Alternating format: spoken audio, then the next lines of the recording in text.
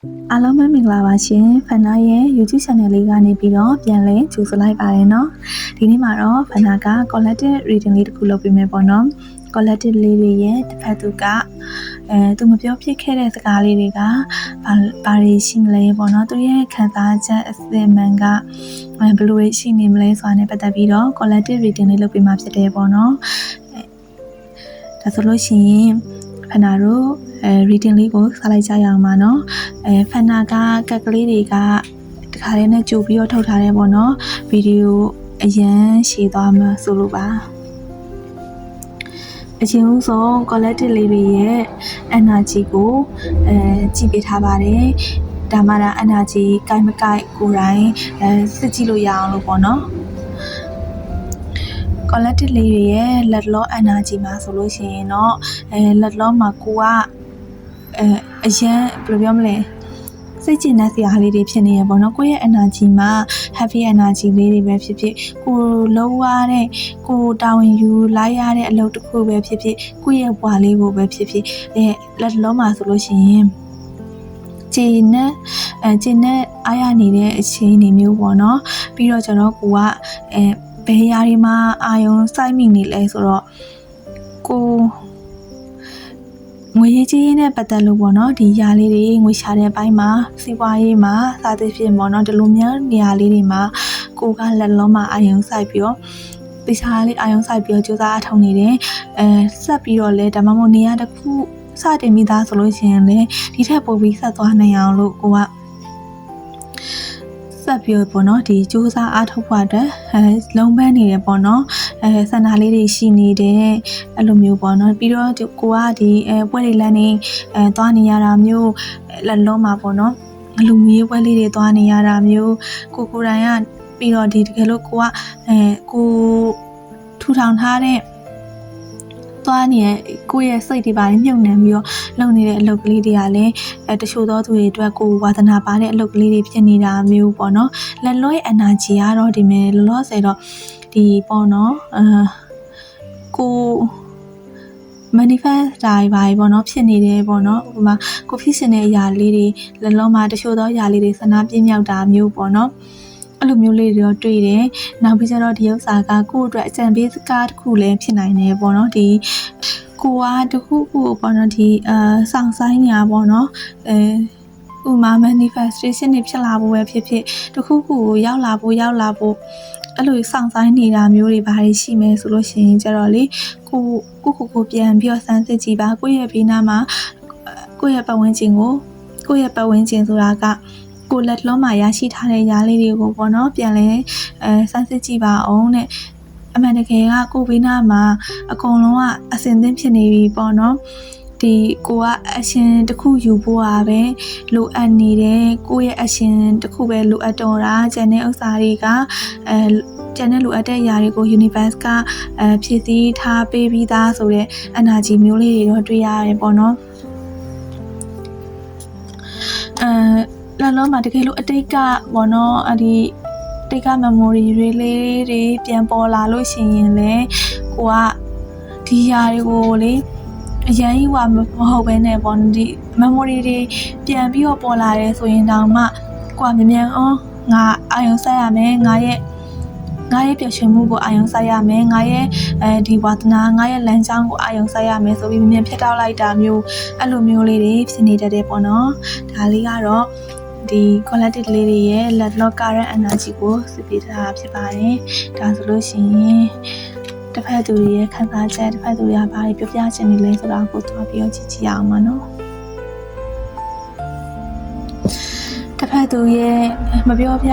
ဖြစ်ခဲ့တဲ့စကားတွေတစ်ဖက်သူရဲ့ခံစားချက်အစစ်အမှန်လေးတွေကဘယ်လိုရှိနေမလဲဆိုတာကိုကြည့်ရပါတော့ဒီမှာတော့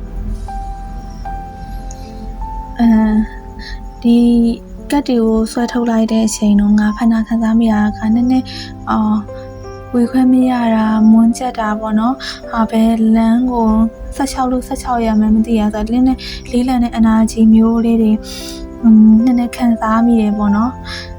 ခံစားမိတယ်တစ်ဖက်သူကလည်းသူ့ရဲ့ခံစားချက်လေးကလည်းနည်းနည်းလေးတော့လေ ဒီကိုနရှင်ပေါ့နော်ကိုနဲ့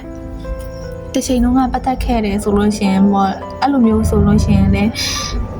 ဘယ်လိုပဲဖြစ်ဖြစ်ကိုနဲ့ပတ်သက်ခဲ့တဲ့တစ်ဖက်သူနဲ့ပတ်သက်ခဲ့တဲ့အချိန်တွေမှာလေသူကနည်းနည်းအဲ့အားလေးတွေကိုနည်းနည်းကိုဖြစ်ကလေးဖွဲ့ခြင်းနေတယ်ဆိုတဲ့ခံစားချက်မျိုးလေးတော့ရတယ်ပေါ့နော်ဘယ်လိုမျိုးလဲဆိုတော့ဒီမှာကဘယ်လိုဖြစ်မလဲဆိုတော့ဒီဥပမာ collective လေးတွေဒီ reading ကိုကြည့်နေတဲ့သူတွေကအမျိုးသမီးလေးတွေဖြစ်မယ်ဆိုလို့ရှိရင်ဘယ်လိုမျိုးလဲဆိုတော့ထက်မြက်တယ်ပေါ့နော်ထက်မြက်တယ်ဆိုတာ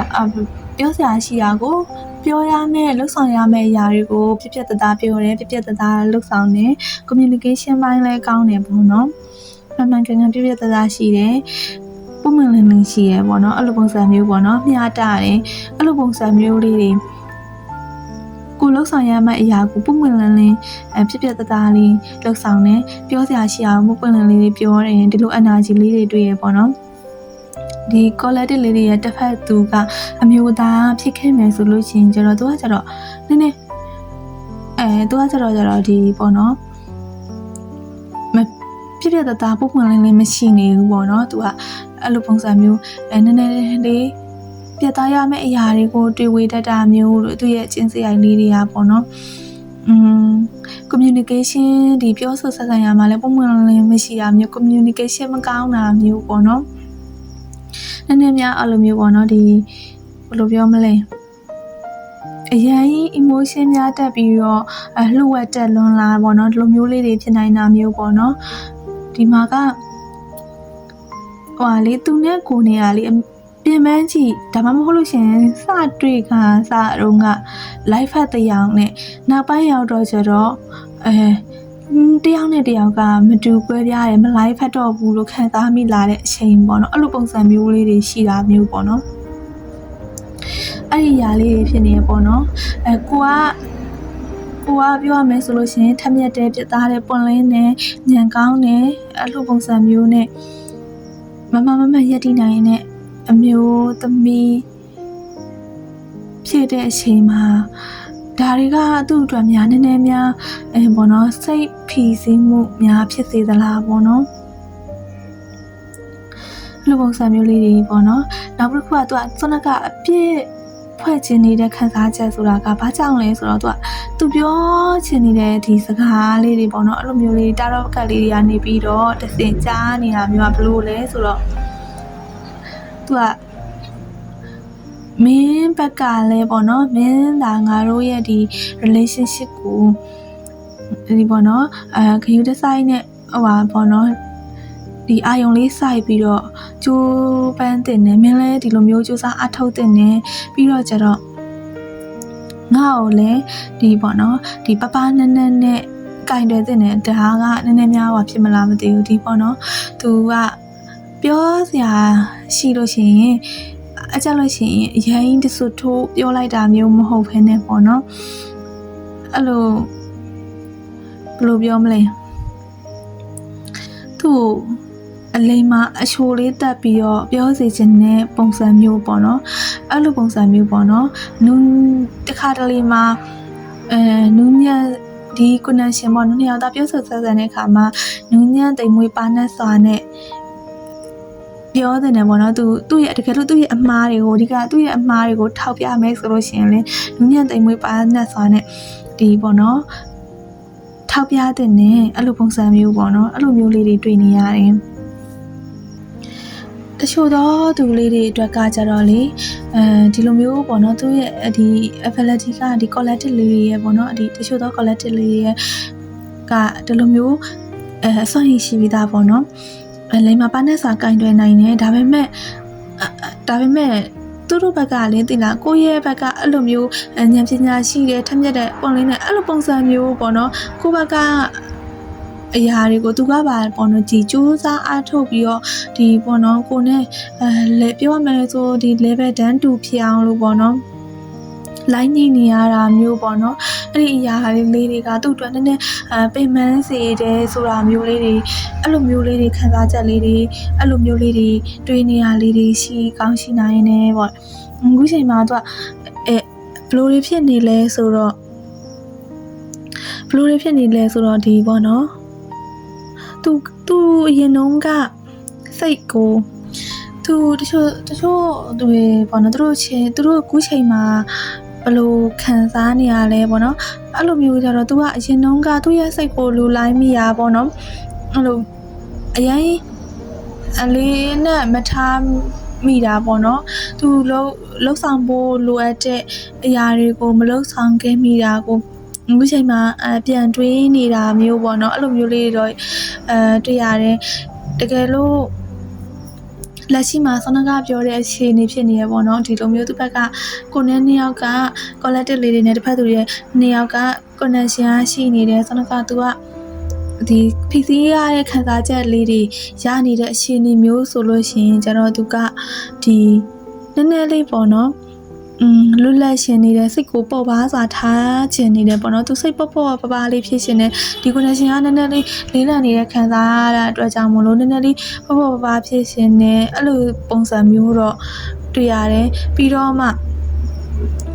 တကယ်လို့ तू ကအဲ့လိုမျိုးပေါ့နော် तू လွတ်လပ်သွားတယ်ပေါ်ပါသွားတဲ့အခါမျိုးကြပြန်တော့လဲဘလို့ပြောဖြစ်ပြန်တော့ဆိုတော့ဒီအရင်က तू မလောက်ဆောင်ခဲ့ရတဲ့ပွင့်လင်းခဲ့တဲ့ပေါ်ဒီမှာပေါ့နော်နည်းနည်းလေးအလိုမကျနောင်တရနေတဲ့ဖြစ်မျိုးပေါ့နော်ဘယ်လိုမျိုးလဲဆိုတော့ဒီ तू ကနည်းပေါ့နော်ဘယ်လို collective တွေရဲ့ level ပေါ့နော်ဒီလိုမျိုးကို तू အရင် live မညှိနိုင်တဲ့အခါမျိုးမှာပေါ့နော်ဖြစ်တဲ့အခြေအနေမျိုးပေါ့နော်ဒီတစ်ဖက်ကိုအပြစ်လဲဖွဲ့လိုက်ရှင်ရဲ့ဒါပေမဲ့တကယ်တမ်းသူ့ရဲ့လိုအပ်ချက်သူ့ဘက်ကဖြစ်နေတဲ့ခံစားချက်တွေမျိုးပဲဆိုတာမျိုးဖြစ်နေအောင်သူကိုယ်တိုင်ကလည်းမသိစိတ်ကအောင်အဒီပေါ့နော်အတွင်းစိတ်ကနေပြီးတည်နေတယ်ဆိုတော့လေမကျေနပ်ပြန်ဘူးအဲ့လိုမျိုးခံစားချက်တွေပေါ့နော်အဲ့လိုမျိုးခံစားချက်တွေတွေ့ရတယ်ပေါ့နော်တွေ့ရတယ်ဒီမှာက devil လေးလည်းတွေ့ရဆိုတော့နည်းနည်းလေးပေါ့နော်နှစ်ယောက်သားကစနကပြောသလိုပေါ့နော်အပြင်ဘက်မှာ live ဖတ်သလိုနဲ့ပေါ့နော်ဒီတကယ်တမ်းကျတော့နည်းနည်းတောက်ဆစ်ဆန်တဲ့ပုံစံမျိုးလေးသူတို့ကဒီဘာလိုအပ်နေလဲဆိုတော့စိတ်ကောလိုရောပေါ့နော်ပေါ့ပါဖြစ်စေမဲ့ဒီလိုမျိုးပေါ့နော်ဒီလိုမျိုးလေးတွေစိတ်ကောလူကပေါ့ပါဖြစ်စေမဲ့အချိန်လေးတွေတချို့လိုအပ်နေရပေါ့နော်အဲ့လိုပုံစံမျိုးလေးပေါ့နော်ဒီလိုမျိုးနည်းနည်းအရင်ဒီပေါ်မှာမတွေးနေပဲနဲ့ဒီ connection ကနေပြီးတော့လက်လုံးမှာသူဖြစ်နေတဲ့စိတ်ခံစားချက်တွေကိုပေါ်ပါသွားစေမဲ့ healing တချို့ပေါ့နော်ဥမာခရီးလေးထွက်လိုက်တာမျိုးပဲဖြစ်ပေါ့နော်ဒီလိုမျိုးလိုအပ်နေတာပေါ့နော်နောက်ပြီးတော့သူ့ဘက်ကသူက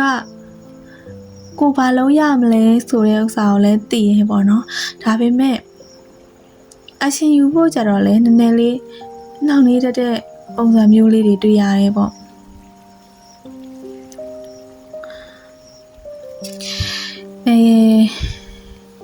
ဒီကတ်လေးတွေရကြတော့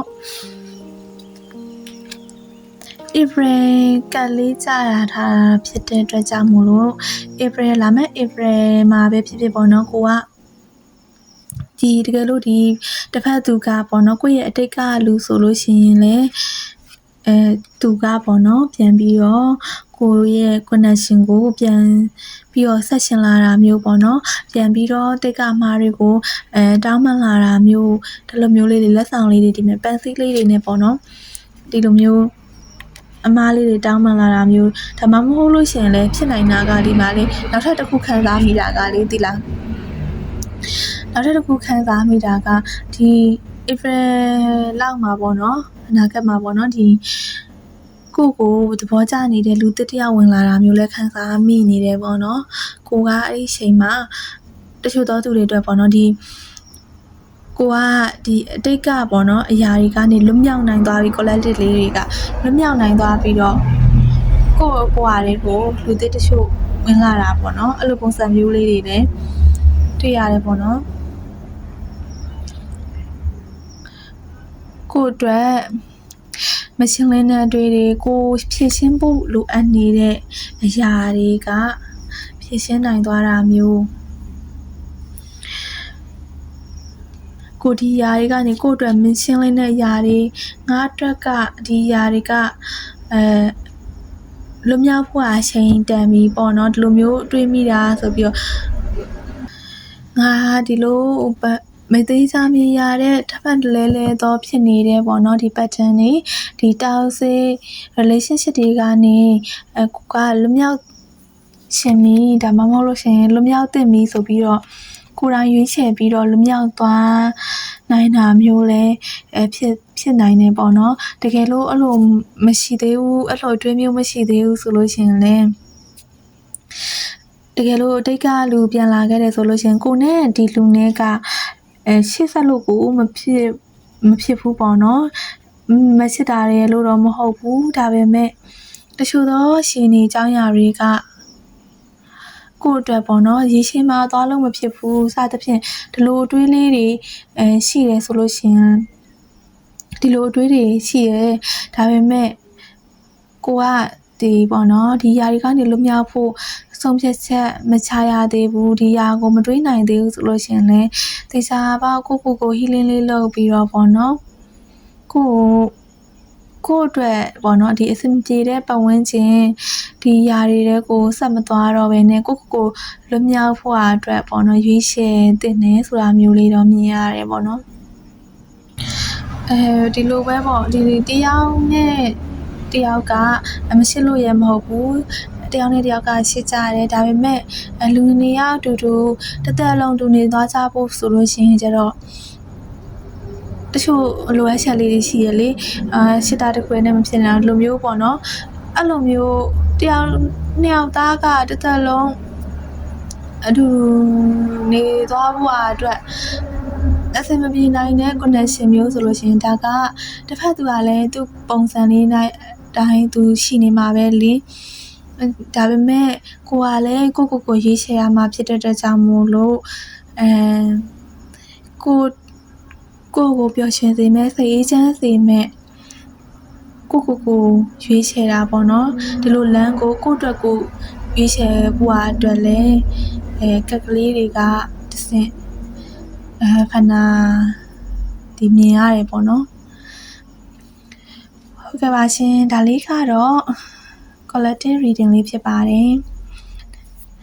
နောက်ထပ်ဗီဒီယိုတွေမှာဖန်နာတို့ပြန်ဆုံကြမယ်နော်ကျေးဇူးတင်ပါတယ်